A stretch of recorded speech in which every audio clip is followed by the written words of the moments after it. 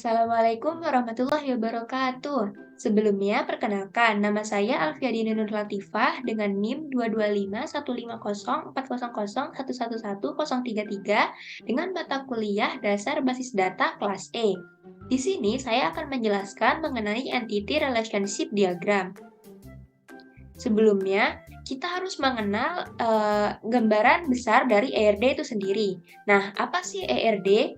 ERD atau Entity Relationship Diagram merupakan sebuah teknik pemodelan data yang merepresentasikan gambar entitas dan relasi-relasi antar entitas di dalam sebuah sistem informasi. Nah, komponen utama ERD ini terbagi menjadi 3. Yang pertama yaitu ada entity atau entitas, selanjutnya ada attribute atau atribut, dan yang terakhir yaitu ada relationship atau relasi. Nah, kita masuk yang pertama yaitu entitas, yang biasanya disimbolkan dengan persegi panjang. Entitas merupakan objek yang mewakili sesuatu dalam dunia nyata, baik secara fisik maupun secara konsep. Nah, secara fisiknya itu atau objek nyata dari entitas, contohnya yaitu seperti mahasiswa, dosen, manusia, pegawai, dan lain sebagainya. Yang penting itu dapat dilihat oleh mata kita. Adapun, kalau entitas secara konsep atau objek konsep dari entitas itu, contohnya yaitu seperti pekerjaan, mata kuliah, sewa, dan lain sebagainya. Yang kedua yaitu ada atribut yang biasanya disimbolkan dengan, shape oval. Atribut adalah karakteristik yang menyediakan detail tentang entity atau relationship sehingga dapat dibedakan satu sama lainnya. Dan yang terakhir yaitu ada relasi, yang biasanya disimbolkan dengan shape belah ketupat. Relasi menyatakan hubungan antar entitas yang dapat diidentifikasi dan bermakna, termasuk terhadap entitas itu sendiri atau biasa disebut rekursif. Selanjutnya, kita akan membuat ERD menggunakan erdplus.com. Yang pertama-tama, kita dapat mencari erdplus.com di Google. Nah, setelah masuk ke sini, kita dapat membuat akun melalui sign up di sini, atau misal kita sudah mempunyai akun, kita dapat langsung login dan memencet tombol yang ini. Karena kita tidak memiliki akun, maka kita akan membuat akun terlebih dahulu. Kita masukkan nama kita. Setelahnya, masukkan email, yaitu dan masukkan password.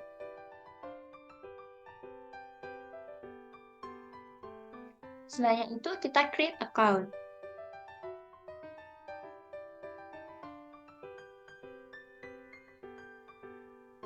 Nah, setelah berhasil, kita dapat membuat new diagram baru dan memencet tombol ini. Nah, kita namakan diagramnya yaitu company. Nah, jika kita menggunakan ERD+, kita dapat membuat ERD diagram ini. Nah, kita juga dapat membuat relational schema dan juga star schema. Kita bikin yang ERD terlebih dahulu.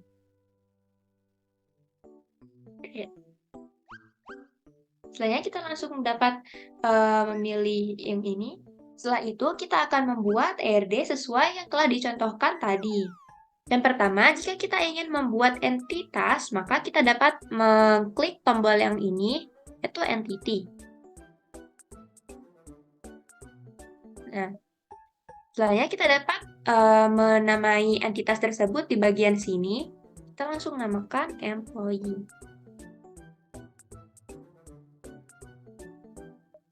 Adapun jika kita ingin membuat atribut, kita langsung dapat mengklik atribut di sini dan klik di sini. Oke, kita bisa rapikan terlebih dahulu seperti ini. Selanjutnya itu kita namakan.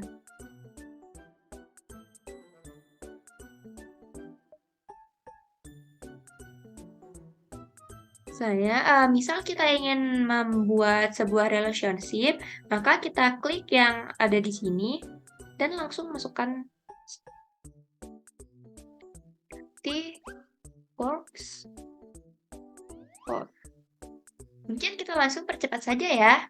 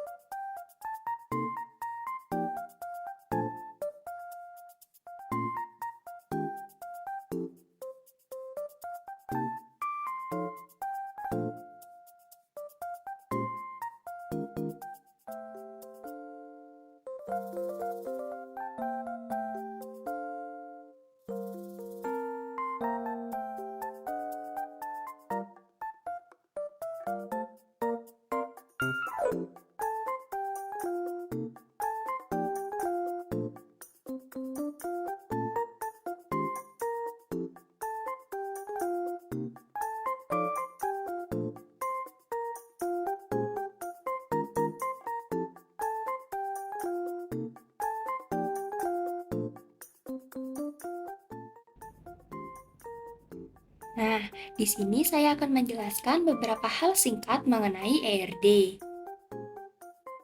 Yang pertama, di sini entitas employee yang dimana termasuk ke dalam strong entity atau entitas kuat, yaitu entitas mandiri yang keberadaannya tidak dipengaruhi oleh entitas lainnya.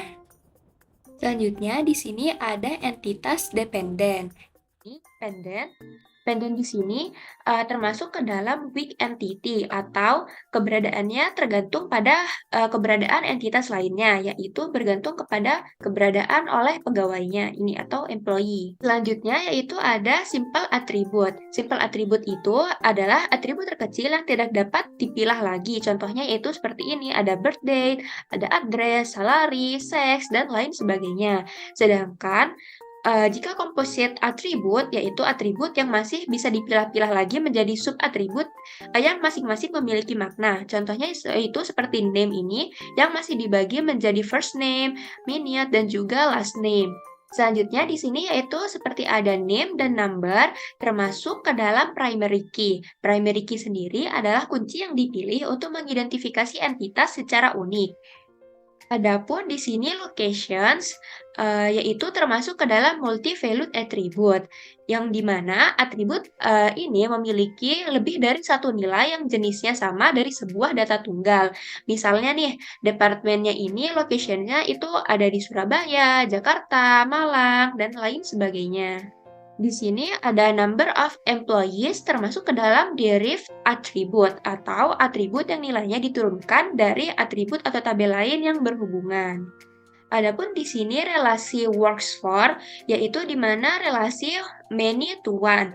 Adapun maksudnya employee atau pegawai dapat bekerja di dalam satu departemen.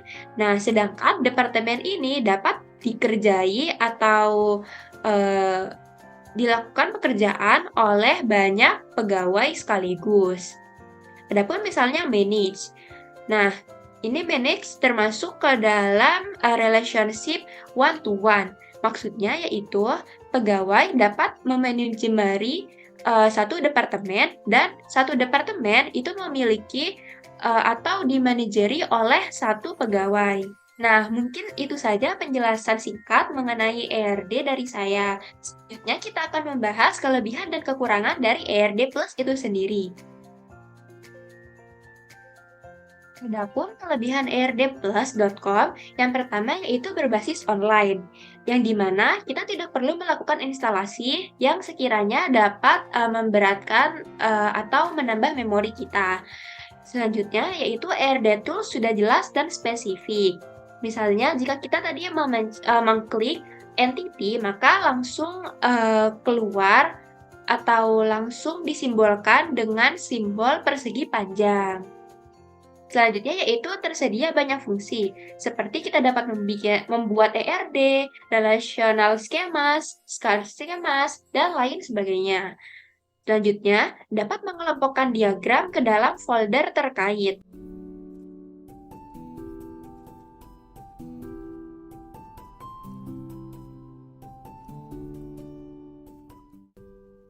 Selanjutnya yaitu kita dapat menyimpan diagram dalam bentuk transparent background dan high resolution.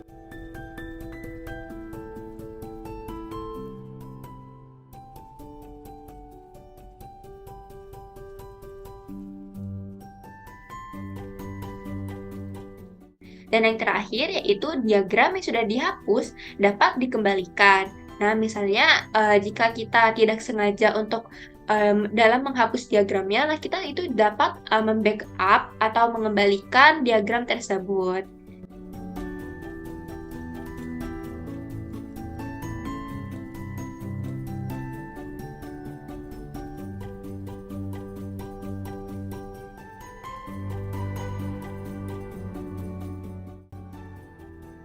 Adapun terakhir itu kekurangan erdplus.com. Yang pertama yaitu tampilan kurang user-friendly. Dan selanjutnya, kurangnya tutorial awal sebelum penggunaan yang dapat membingungkan pengguna yang baru pertama kali mencoba. Dan yang terakhir yaitu tidak dapat berkolaborasi atau dikerjakan secara tim.